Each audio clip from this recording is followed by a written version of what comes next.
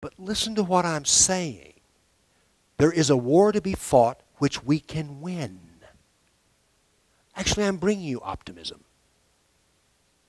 This can be won. The knowledge of Islam can now be held in one hand.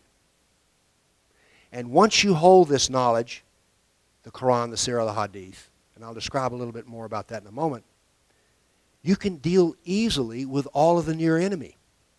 Do not think that the person who says they're good with Islam knows anything about it. They're like the driver who brought me from the airport. Asked me what I was doing. I told him, he says, well, I know some Muslims. They seem to be nice people. That's the end of his knowledge of Islam.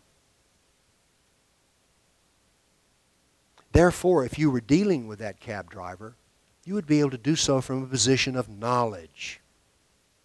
So we have to educate ourselves. Why?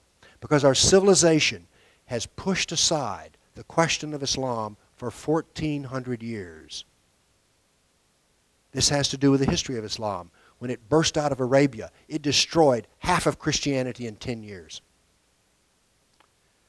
Christianity doesn't want to know this, doesn't want to see this, doesn't want to feel this. But we have to start with suffering in order to heal the suffering. How do you heal something that you won't admit is a problem? This can be done. Okay? We can, as Christians, you can apply the Great Commission. And let me tell you something.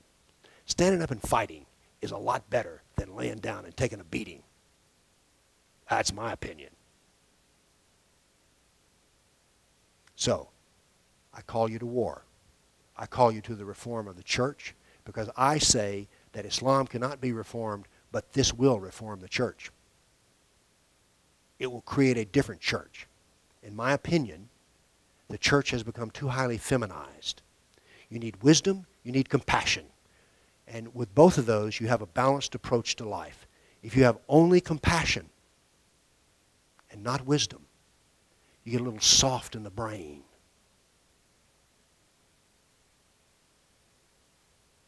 Well, I want to thank you for your time, and we will have as much question asking. Do we want to take a break before we do questions? Or do you want to go straight to questions? Okay,